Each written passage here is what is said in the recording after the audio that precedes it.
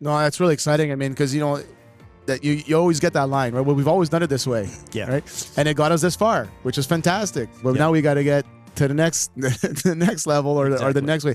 Yeah. And especially when we're looking at the overall marketplace for talent, right? I mean, the more that we can revisit technology and the more that we can use it, it's almost like practicing for any sport that you're practicing for. The more that you're practicing it, and the more you get the benefit out of it, and the more you get to hone in that craft. So that's really exciting. Yeah. What would you say is what it's making the biggest impact for you right now, as far as like being competitive on the market, and what you're doing as far as streamlining your operations right now? Like, what has been the biggest impact?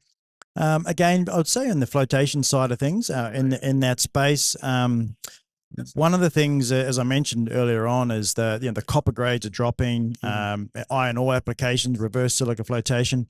So we're really pushing ourselves into much bigger applications. So the throughput capacity. So we're taking our cells and we're increasing to up to around 4,000 tons an hour. That basically helps us to address the need of more tonnages, lower grades, but they still need to produce the same amount of metal out of these operations around the world. So that's the challenge that's out there. Our technology actually enables them to do that, but not sacrifice anything. In fact, they even gain performance, metallurgical performance, but they also get lower capex, lower opex, lower footprint, lower carbon footprint.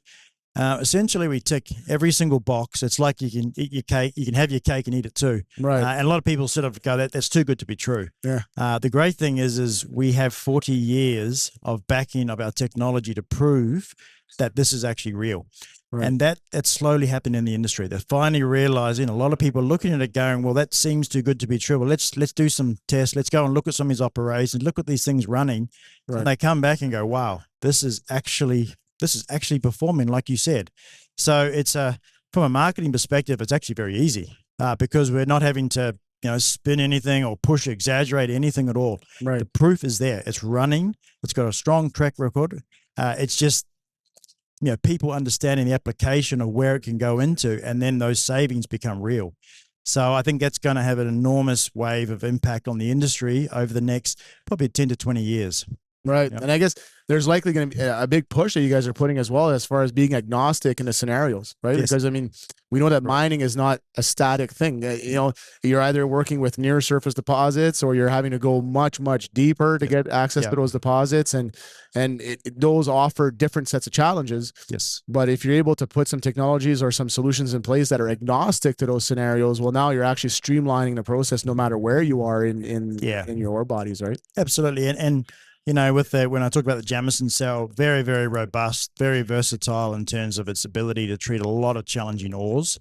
But the great thing is we also have other technologies as well. So we have the Albion process, which is an extremely robust technology. So competitors to this, your sort of pressure oxidation, your BIOX, those sorts of things have been around for a long time. Mm-hmm. The difference is those technologies are very sensitive to the feed. The feed has to be very controlled within certain boundaries. Otherwise, your bugs get upset and maybe die. Right. Or pressure oxidation, the high pressure, high temperature. You need to be very careful about how you operate those. So the feed has to be very consistent. Mm-hmm. With an Albion, extremely robust. You can throw anything into it. It's extremely versatile and enables you to adapt with these challenging ore types and how they're changing. Also, there's sometimes you look at toll treating, so centralizing processing, bringing different concentrates or different things in.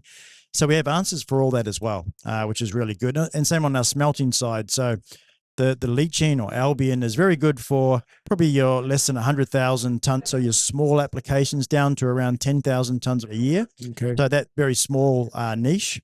However, when you get to the large sort of 100,000 tons and above, this is where you go into the smelting space. Right. And that's where the economic sort of transitions across. And our isosmelt, we have an isosmelt technology, again, very robust. One of its core benefits is the fact that it can treat very versatile ores. It's in terms of the sensitivity, it's a lot less in things like flash, double flash, and other sort of technologies. So it has that really a real strong ability to be versatile, to adapt with challenging ores and different sorts of feed specs that are coming in today. It's also a very, very strong environmental side of it as well. So it's fugitive emissions and things like that. We have the lowest in the world. So very good from the emission standard, which is, important when it comes to smelting. It's a bit of a dirty word, but at least we have the best technology in terms of the emission standards that come out of that. So we have a lot of the things covered in terms of our technology suite.